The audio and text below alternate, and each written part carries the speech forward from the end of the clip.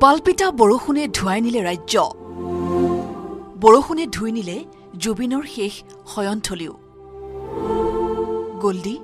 তুমি ঠিকে আছা আবেগিক পোষ্ট দিয়াৰ পাছতেই দুপৰ নিশা জুবিন ক্ষেত্ৰত উপস্থিত হল গৰিমা শইকীয়াগাৰ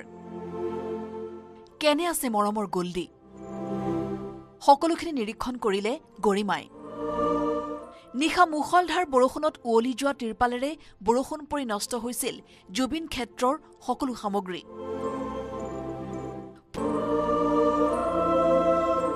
আমি যেনে তেনে তিৰপাল ঢাকি কিবা কৰি ৰাখিছো আৰু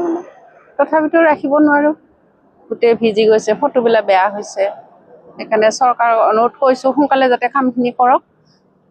মানে বাকি কামখিনি কৰি থাকক লাহে লাহে কিন্তু তেওঁক ৰাখিব পৰা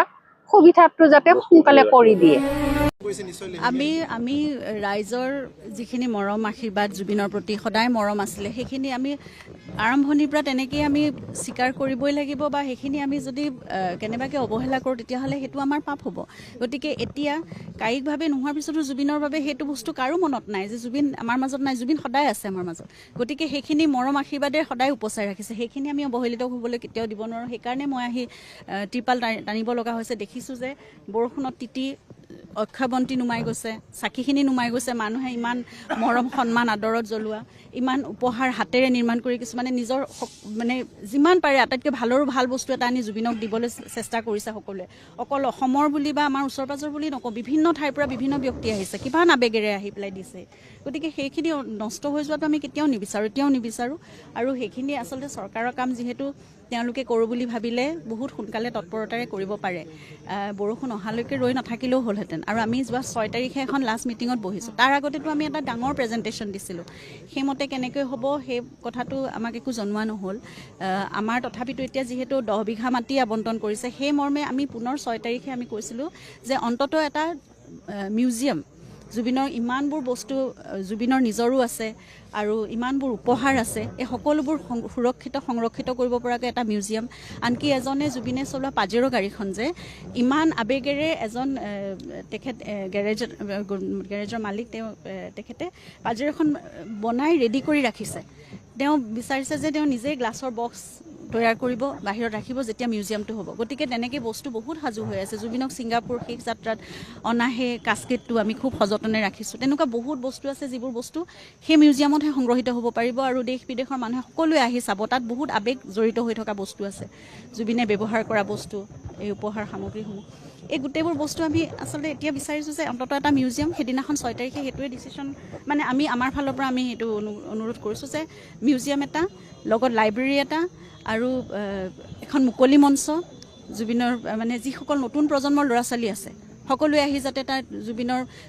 গীত মাত তেওঁলোকে পৰিৱেশন কৰিব পাৰে বা নিজৰ কিবা এটা গীত তেওঁলোকে বনাইছে কিবা এটা কবিতা লিখিছে সকলোৱে যাতে বা নাম প্ৰসংগ কৰিছে প্ৰাৰ্থনা সকলো যাতে কৰিব পাৰে সেই কথাবোৰ সোনকালে হ'ব লাগে আৰু তাতকৈ ডাঙৰ কথা সুৰক্ষিত কৰিবলৈ যে বাউণ্ডেৰী ৱালখনৰ কথা ইয়াত পানী নোসোমোৱাকৈ ৰাখিব পৰা কথা এই কথাখিনি আমি বহুদিনৰ পৰা কৈ আছিলোঁ আচলতে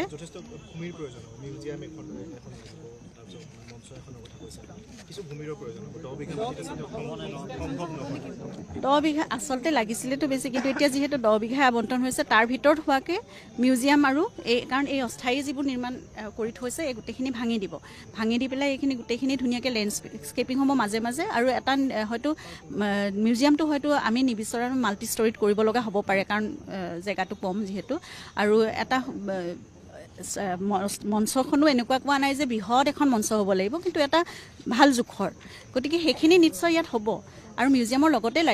লাইব্ৰেৰীটো বেলেগকৈ কোৱা নাই তাৰে এটা অংশ হিচাপে তেনেকৈ সেইখিনি অন্ততঃ ইয়াত লাগিব সেই কথাখিনি কৈছোঁ সেইখিনি ইয়াত হ'ব বুলিও তেওঁলোকে কৈছে আৰু তেওঁলোকে সেইকাৰণে কৈছে যে সেই যিখিনি আমি কম্পনেণ্ট দিছোঁ সেইখিনি জেগাই জেগাই বহুৱাই এটা মানে এখন কি বুলি ক'ব সেইটো প্লেনিং এখন আমাক সকলোকে দেখুৱাওক ৰাজহুৱা কৰক সেইটো গোটেই অসমৰ ৰাইজে দেখক আমি সকলোৱে দেখোঁ আৰু তাৰপিছত আমি ক'ব পাৰিম যে এইটো দিশে হ'লে ভাল নক্সা নাই বনোৱা সেই নক্সাখনৰ কথাই কৈছোঁ যে তেওঁলোকে অতি শীঘ্ৰে এইখিনি কাম হৈ যোৱাৰ লগে লগে বৰষুণৰ পৰা যাতে সুৰক্ষিত হয় এই কামখিনি 2-3 দিনত তেওঁলোকে শেষ কৰিম বুলি কৈছে আৰু এই অক্ষয়বন্তীগৰাকী জুবিনৰ য'ত শেষ মানে ক্ৰিয়া সম্পন্ন কৰা হৈছিল এইখিনি বনাই হৈছে চাৰিওফালৰ পৰা গ্লাছ দিয়া হ'বনে অকল বন্তিগৰাকী মানে বন্তি গছি প্ৰটেক্ট কৰা হ'ব তেনেকুৱা কথা কৈছোঁ যে খোলা থাকিলে দেখিবলৈও ভাল হয় আৰু বতাহ মানে হেৰিখিনি আহি থাকে, কাৰণ তাত অৰা এটা বহুত বেলেগ, তাত সোমাই যোৱাৰ লগে লগে বেলেগ ধৰণৰ এটা ভাইব আহে। গতিকে সেই বন্তি গছি অকণমান ওখ স্থানত ৰাখি আৰু এচাৰকণিও যাতে নপৰে তেনেকুৱা ধৰণে প্ৰটেক্টেড কৰি ৰাখি অক্ষয় বন্তি গছি কেতিয়াও যাতে নুনুমাই সেই কথাটো কিন্তু বিৰাট মন দিব লাগিব। সেইটো একদম পৰিচালনা সমিতি যিয়ে থাকক যেনেকৈ থাকক সেইখিনি চাব লাগিব। আৰু চাকি বন্তি জ্বলোৱা এটা বেলেগ জেগা তেওঁলোকে সিফালে পূব দিশৰ পৰা নিৰ্মাণ কৰিছে। তাৰপিছত এই সকলো খোজকাঢ়িবলৈ জেগাখিনি ঠিক কৰি দিম বুলি কৈছে পে'মেণ্ট মানে অস্থায়ীভাৱে। তাৰপিছত তেওঁলোকে কৈছে যে সেই মিউজিয়াম লাইব্ৰেৰী আৰু মঞ্চখন তাত ইয়াত বহিব পাৰে, যদি বহিব পাৰে সেই জেগাখিনি তেতিয়াহ'লে তেওঁলোকে এটা নক্সা তৈয়াৰ কৰি আমাক সকলোকে দেখুৱাওক, ৰাজহুৱা কৰক সকলোৱে, আৰু যিমান পাৰি সোনকালে নিৰ্মাণ কৰক। আজি এইখিনিয়ে সিদ্ধান্ত হ'ল যে এই নতুন এটা কনষ্ট্ৰাকশ্যন তেওঁলোকে কৰিছে, তালৈ সকলোখিনি ইয়াত যিমান এতিয়া নতুনকৈ যিখিনি উপহাৰসমূহ বা ৰাইজে কিবা জুবিনৰ কাৰণে আগবঢ়াব সেই অফাৰিংখিনি তাত তেওঁলোকে প্ৰটেক্টেড কৰি ৰাখিব। এটা ফালে তেওঁলোকে সকলোৱে নাম প্ৰসংগ কৰিব পৰা, প্ৰাৰ্থনা কৰিব পৰাকৈ এটা খোলা জেগা ৰাখিব। যথেষ্ট ডাঙৰ জেগাখিনি ৰাখিছে, 32/40 এনেকুৱা জেগা জোখসীমাখিনিও দিছে। তাৰপিছত 8 ফুট বহল এটা ৰাস্তা তেওঁলোকে সোমাব পৰা কৰি দিব, আৰু তলত সেইখিনি যাতে বোকা নহয়, পানী নহয় তেনেকুৱা ধৰণে ৰাখিব। চাকি বন্তি জ্বলোৱা জেগাটুকুৰা প্ৰটেক্টেড কৰিব, আৰু এই অস্থায়ী নিৰ্মাণখিনি তেওঁলোকে ভাঙি পেলাব। কাৰণ এইখিনিতো এনেই কৰা হৈছিল তেতিয়া সেই দিনটোৰ কাৰণে, আজি ছমাহে এইটো ৰাখিব বুলি আমি কোনেও ভবা নাছিলোঁ আচলতে, আৰু তাত কেতিয়াও প্ৰটেক্টেড হৈ থাকিব নোৱাৰে। আৰু যিমানখিনি সামগ্ৰী আছে সেইখিনি আয়ুক্ত মহোদয়ে কৈছে, উপায়ুক্ত মহোদয়ে, যে সেইখিনি তেওঁলোকে সকলোখিনি ভিডিঅ' কৰি সকলো ৰাইজৰ সন্মুখত মানে খোলাখুলিকৈ এখন লিষ্ট বনাব আৰু সকলো ভিডিঅ' কৰি সকলো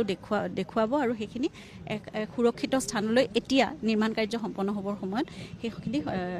স্থানান্তৰিত কৰি সুৰক্ষিতভাৱে ৰাখিব। আৰু যেতিয়া ইয়াত মিউজিয়াম হ'ব তেতিয়া সকলোখিনি আকৌ তালৈ আনিব। কিমান সময় লাগিব বুলি